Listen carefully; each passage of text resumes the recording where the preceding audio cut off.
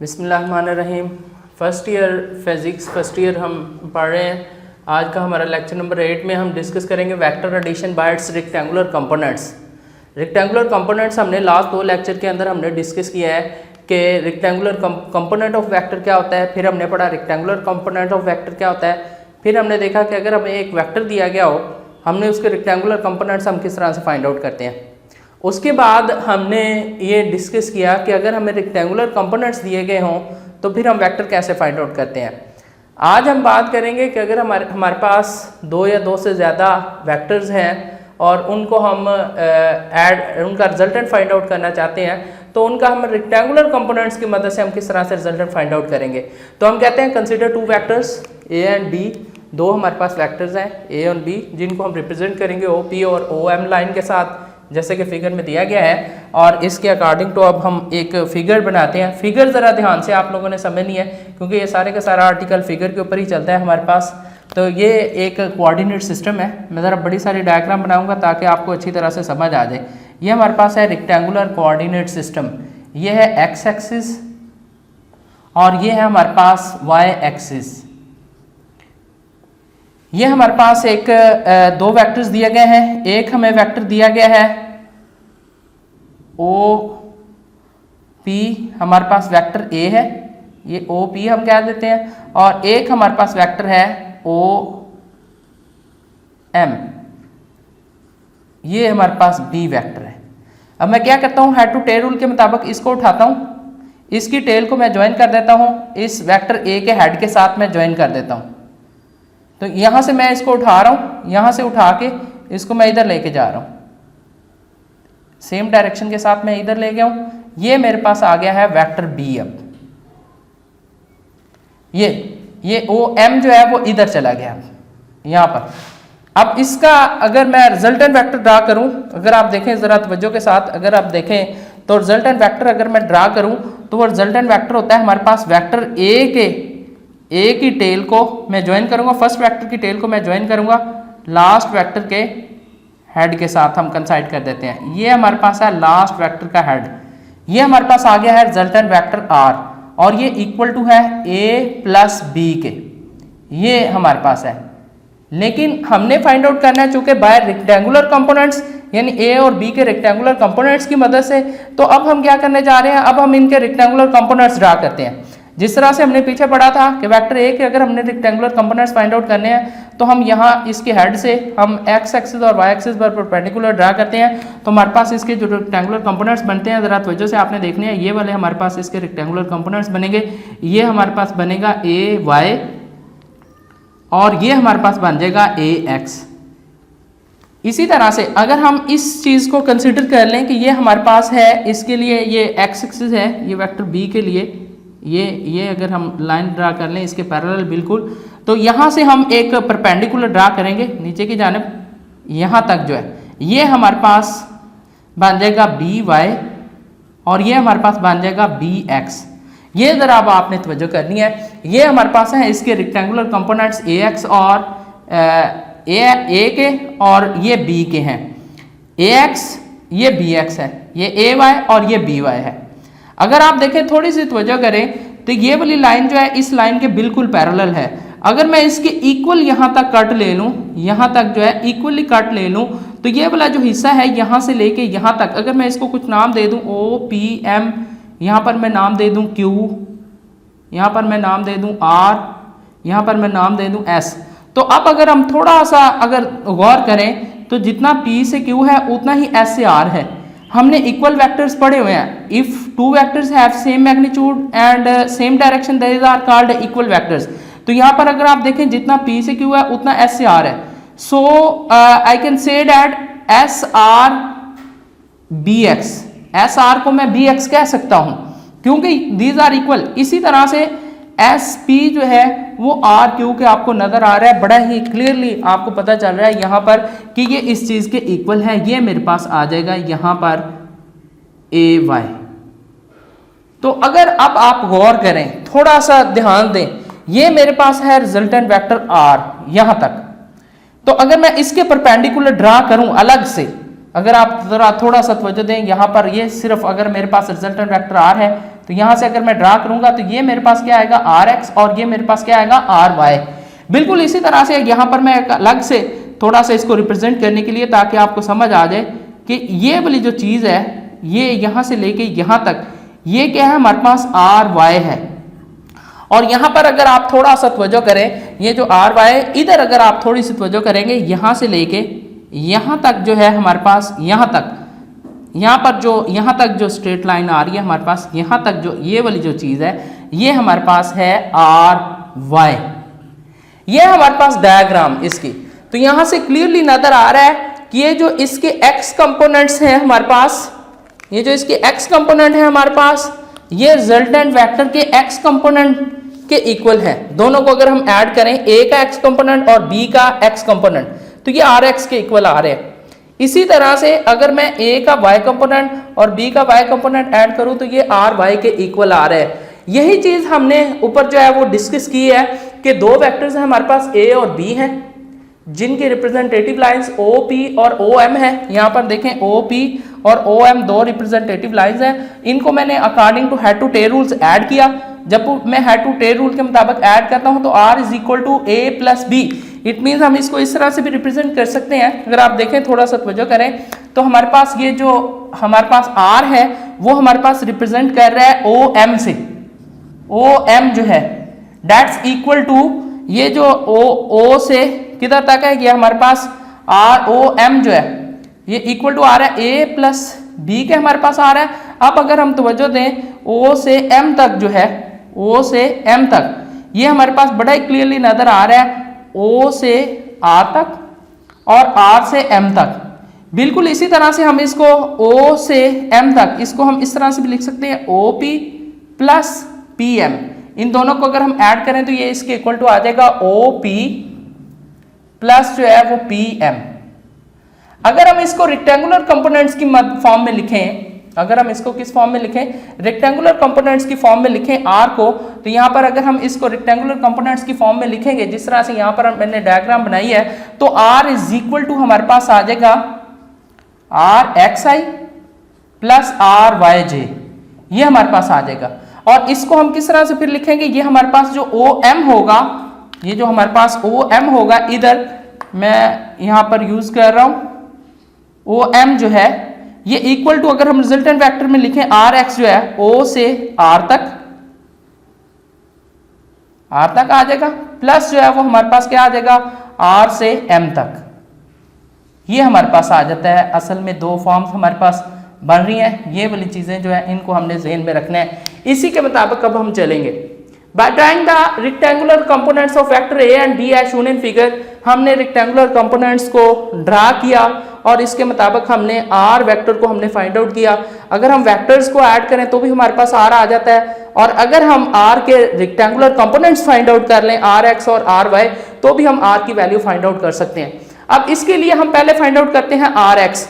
तो are x यहाँ पर हमारे पास बड़ा क्लियरली है। इस डायग्राम के ऊपर आपने तवज्जो रखनी है। मुकम्मल फोकस आपका डायग्राम के ऊपर होना चाहिए। आर एक्स ये वाली जो लाइन है ये आप देखें ओ से लेकर आर तक ये हमारे पास क्या है आर एक्स है।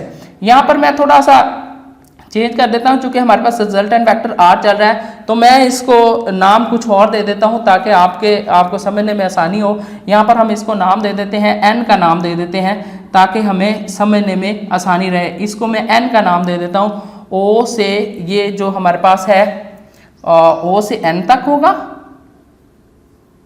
ठीक है और ये हमारे पास होगा एन से एम तक ताकि हमें समझने में आसानी रहे क्योंकि रिजल्टेंट वेक्टर आर को हम रिप्रेजेंट कर रहे हैं और इस पॉइंट को भी आर से रिप्रेजेंट करेंगे तो वो हमें गड़बड़ हो जाता है। उससे समझने में परेशानी आपको हो सकती है। आपको शायद अंडरस्टैंड करने में आपको मुश्किल पेश आए इसीलिए मैंने आर पॉइंट की जगह पर मैंने एन का नाम दे दिया है।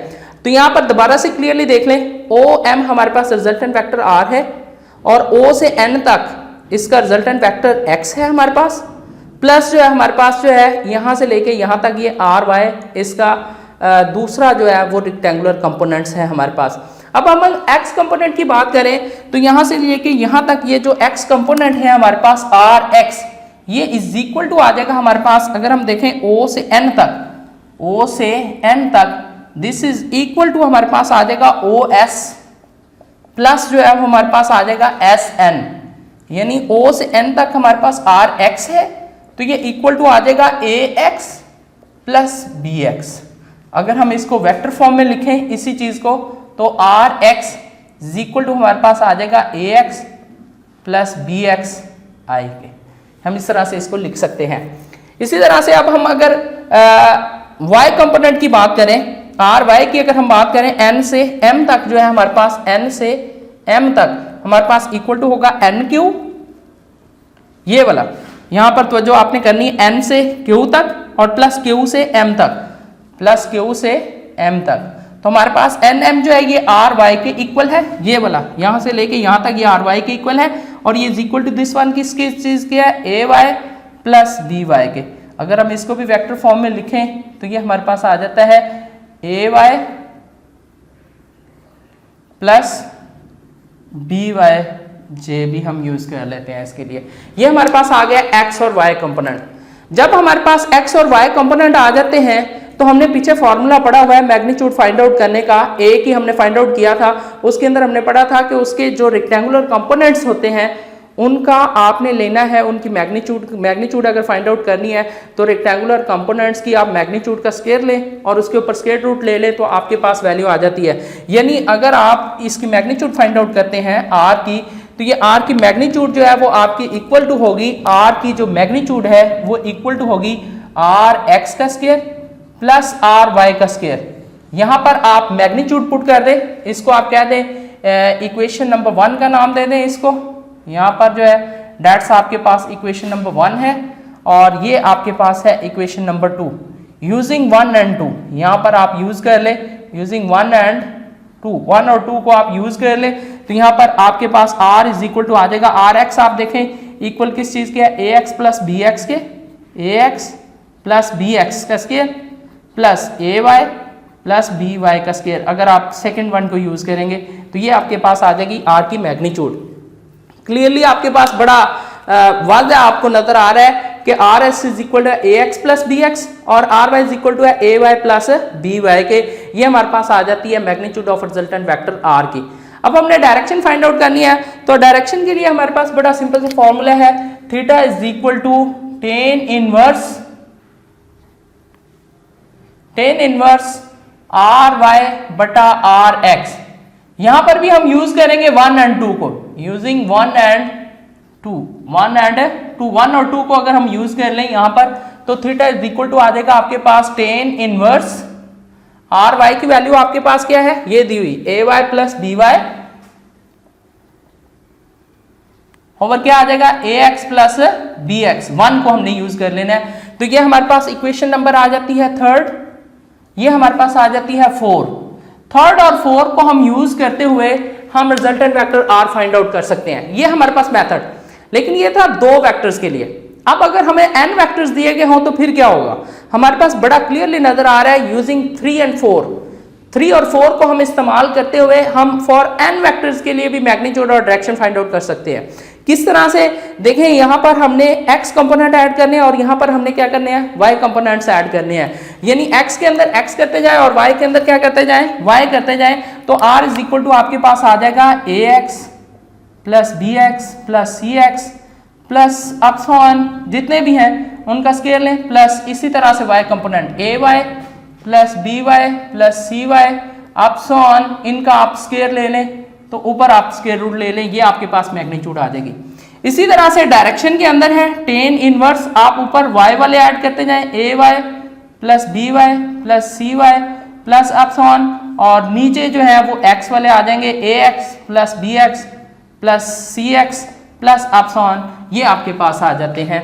ये आपके पास n वेक्टर्स के लिए फॉर्मूले आ जाते हैं। आपको जितने भी वेक्टर्स दिए गए हों, यानी एनी नंबर ऑफ वेक्टर्स आपके पास हों, 100 वेक्टर्स हैं, 1000 वेक्टर्स हैं, जितने भी हैं, आप उन सब के x कंपोनेंट्स को ऐड कर लें और फिर y कंपोनेंट्स को ऐड कर लें, फिर उनका स्क्वायर लें और ऊपर स्क्वायर रूट लें, तो आपके पास उसकी मैग्नीट्यूड आ जाएगी। और अगर आप तमाम y कंपोनेंट ऐड करें, x कंपोनेंट ऐड करें, y कंपोनेंट के सम को x कंपोनेंट के सम पर डिवाइड करें और फिर उसका टेन इनवर्स लें, तो आपके पास डायरेक्शन आ जाएगी। अब हम बात करते हैं इसके मेन पॉइंट्स। तो मेन पॉइंट्स में आप देखें शुरू से हम आ रहे हैं, हमारे पास मेन पॉइंट्स इसके 4 मेन पॉइंट्स बनते हैं। फर्स्ट ऑफ ऑल हमने फाइंड आउट किया इसका X component of R, first of all पहला जो पॉइंट है वो हमने फाइंड आउट किया रेक्टेंगुलर कंपोनेंट्स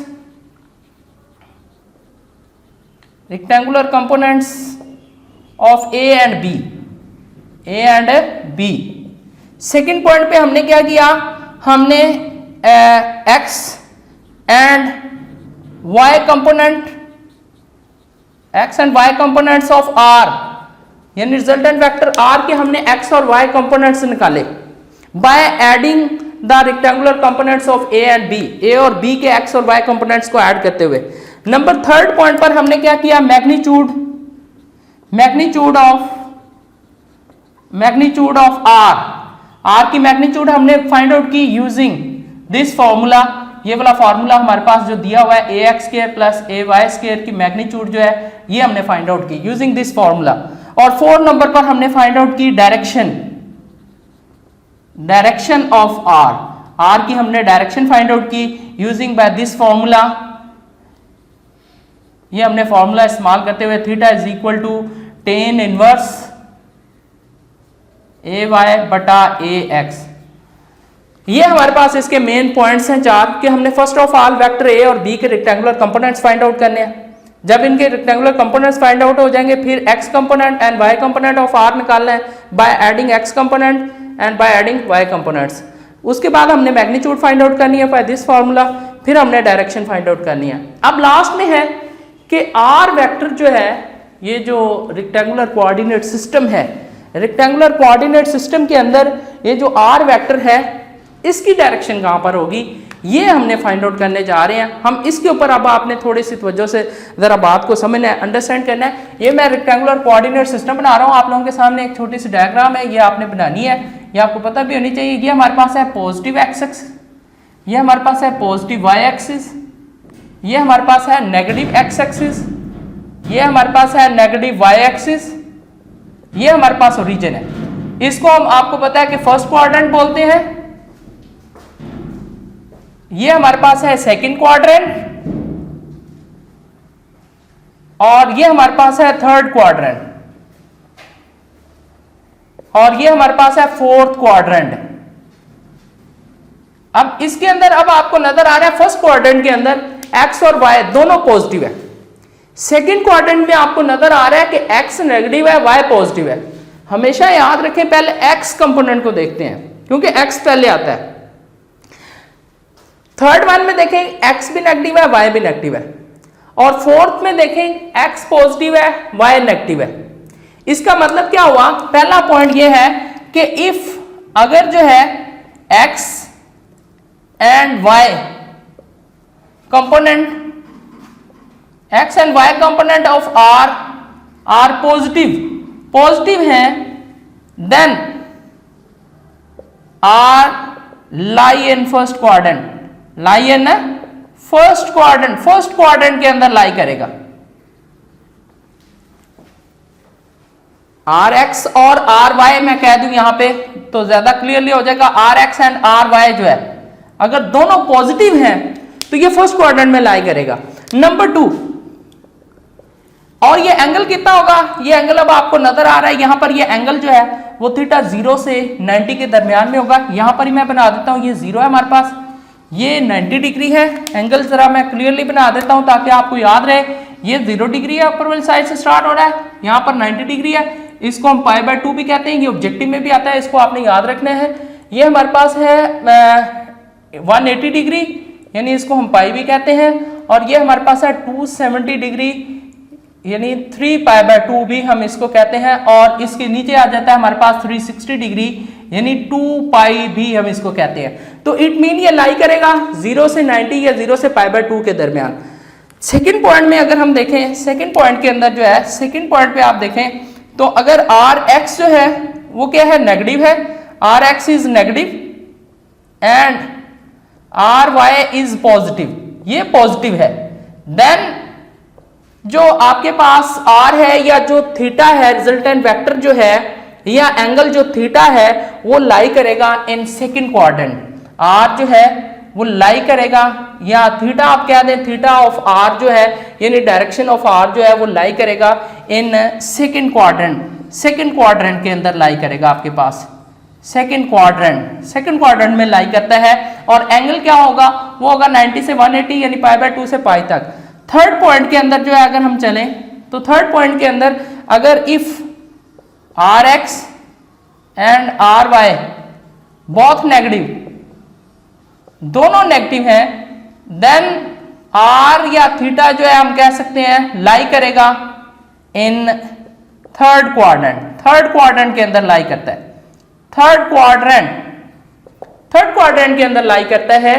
और ये एंगल कितना होगा, 180 से 270 यानी पाई से लेकर 3π/2 तक हमारे पास ये एंगल होगा। और लास्ट पॉइंट है हमारे पास वो ये है कि अगर इफ जो है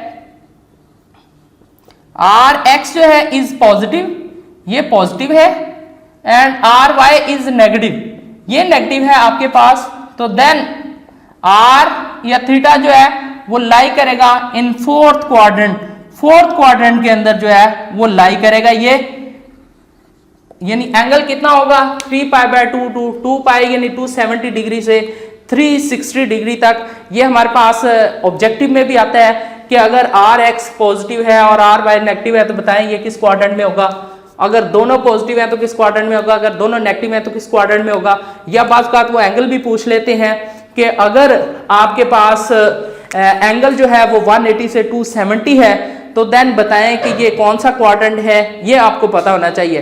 तो आज का टॉपिक बड़ा हमारा इंटरेस्टिंग टॉपिक था और बड़ा थोड़ा सा लेंथी टॉपिक है, लेकिन बड़ा important, examination point of view के लिहाज से भी बड़ा इंपॉर्टेंट है। ये हमारे पास लॉन्ग क्वेश्चन आता है एग्जाम के अंदर, अक्सर आप पास्ट पेपर्स में देखें तो वहां पर भी आया हुआ है vector addition by its rectangular components. तो सबसे पहले आपने दो वेक्टर्स लिए, हमने उनके रेक्टेंगुलर कंपोनेंट्स ड्रा किए, फिर उनको ऐड करके हमने x कंपोनेंट्स को ऐड करके Rx निकाला, y कंपोनेंट को ऐड करके Ry निकाला। मैग्नीट्यूड का फॉर्मूला हमें ऑलरेडी पता है, वो हमने यूज किया। डायरेक्शन का फॉर्मूला इस्तेमाल किया, फिर n वेक्टर्स के लिए हमने यूज किया, फिर इसके हमने मेन पॉइंट्स डिस्कस किए कि 4 मेन पॉइंट्स हैं, a और b के रेक्टेंगुलर कंपोनेंट्स फाइंड आउट करें, x और y के कंपोनेंट्स ऑफ y r निकालें, मैग्नीट्यूड निकालें, डायरेक्शन निकालें, और फिर r या थीटा किस क्वाड्रेंट के अंदर लाई करता है ये आपको पता होना चाहिए। नेक्स्ट इंशाल्लाह अगले टॉपिक के साथ।